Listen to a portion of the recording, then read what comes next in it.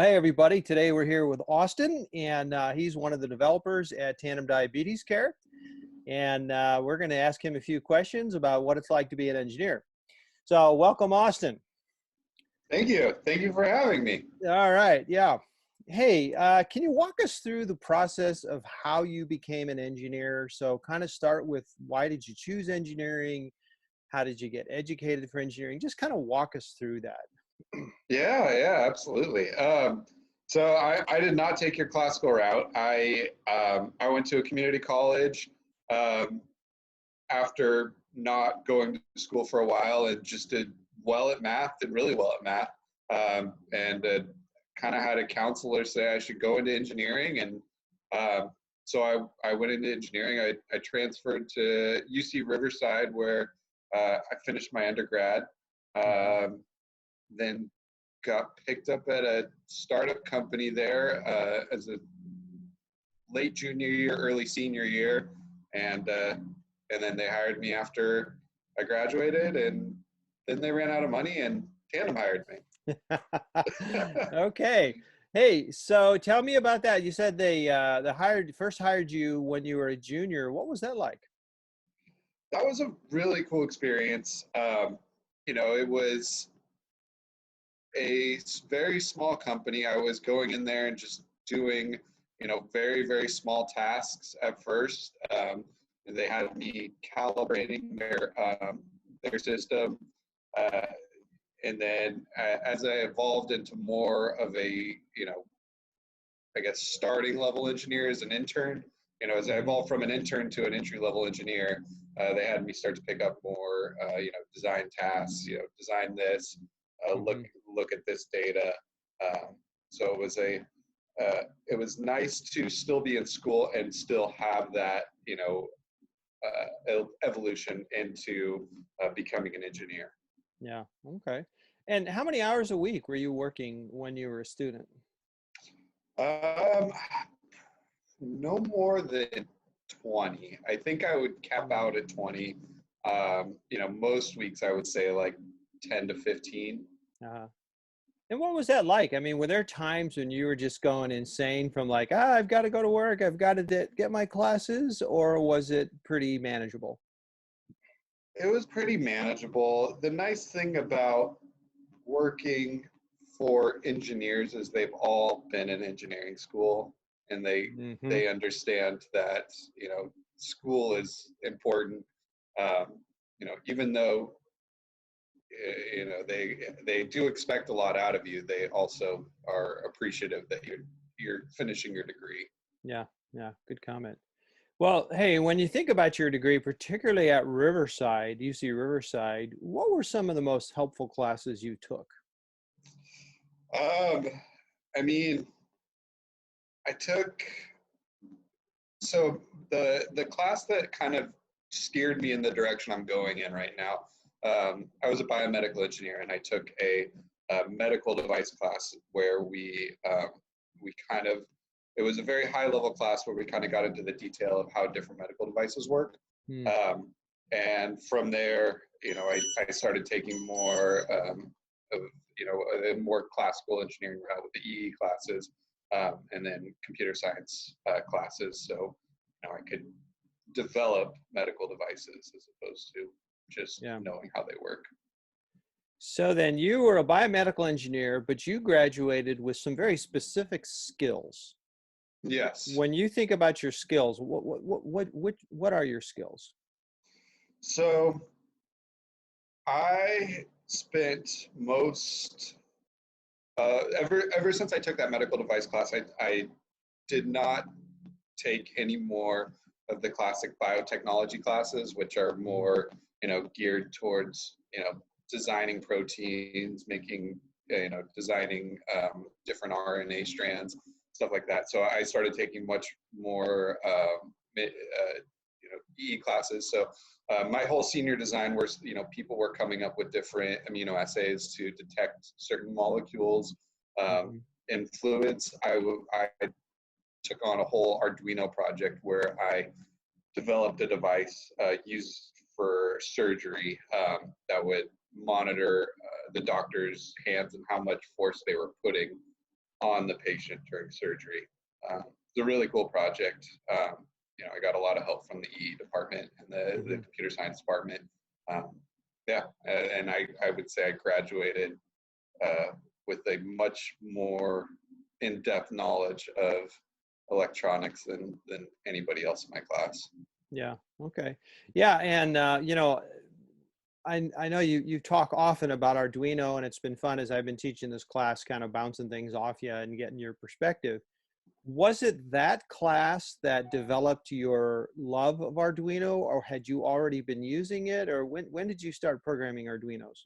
That's a good question. I think it was that class. I don't think I had ever picked up an Arduino before, Hmm. um, that medical device class.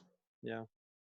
So the students in this class, then, they've all been using the Arduino for a semester, and uh, s- several of them are in the 3-2 program at Biola, which means they do their first 3 years at Biola, and then they do 2 more years, usually at USC. One of the students is doing that at ASU.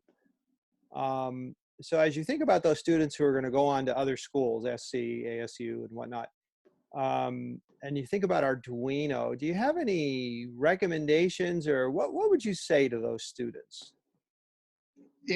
There's something that's kind of ubiquitous as you get out into the field where you notice the people that are good engineers are the people that enjoy doing it. I would say, Yeah. you have an unlimited amount of home projects, fun you can have with those Arduinos. Just have, Yeah. go find something to do and do it. Um, I had a problem where my dog would get on the couch at night. So I built this whole system where it blocks her from getting on the couch at night, or if she jumps on it, it screams at her. And it was a super fun project. It got my dog off the couch. That's But amazing. it's those kind of things that it's hard to appreciate. When you're in school, how many doors open up for you, but you can have Yeah. so much fun with those Arduinos. Well, tell me about the dog project. How did you sense the dog, with the ultrasonic?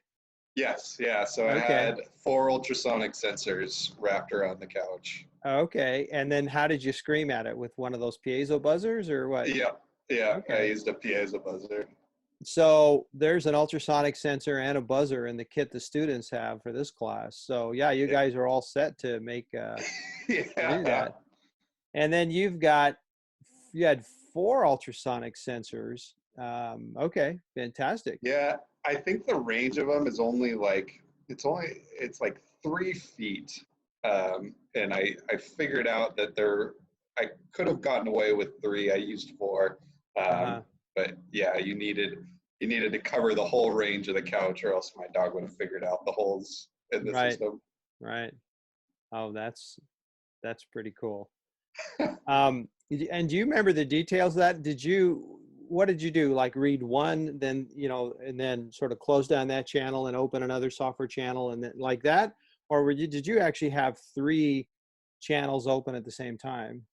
I set it up on a timer, so I would just, I think every like 2 seconds, I would come back, read them all, and if they were showing a value that the light was being, or the Yeah. sound was being reflected too closely, I would send off the buzzer. Yeah, and so there's that built-in function that'll read the pulse. That I think it might even be called read pulse, or I forget what it's called, pulse in or something. But the thing I'm thinking about is, wait, can you have that thing working on multiple pins at a time, or did you have to sort of, set one up, close it down, or does it?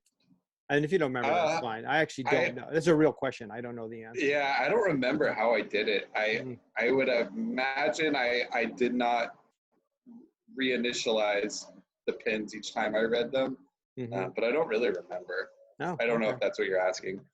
Um, yeah, and actually, now that I think about it, actually, that shouldn't be a problem at all if you just pass different pin numbers, Mhm. because clearly you're going to have a different pin for each ultrasonic. But I mean, the first place my head went was, wait, there's they instantiate some object for each one, and how do you, like with the tone and the no tone, you can't do two channels at once. You have to sort of close it down. But now that I think about how that ultrasonic works, actually that should be fine. Just pass the different pins, and it's all good. So Yeah. okay, well, that's fantastic.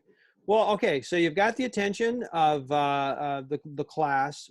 Is there any advice you have for these future engineers and physicists? I just say enjoy the process. School's stressful. It is. Hmm. It's hard to get through. They definitely don't make it easy, but it's a rewarding career. Um, if you ever come and check out Tandem, hopefully you all can at some point. We just have a lot of fun. All of us are geeks at heart, and we get to play with toys that we get paid to play with toys essentially. And Yeah, that you can tell in the atmosphere we all love what we do. yeah. And maybe you just answered this, but what is your favorite part about Tandem? Definitely, it's a toss up. So, there is part of me that feels very good about knowing that I'm saving lives with what I'm doing. Mm, I am improving the lives of people.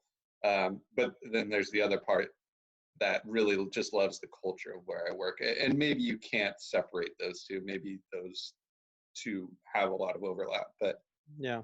um, it's those two things. Okay. Well, and a lot of times when engineers come into an organization, there's a period, there can be, weeks or months where they have trouble sort of fitting in and jumping right into the culture.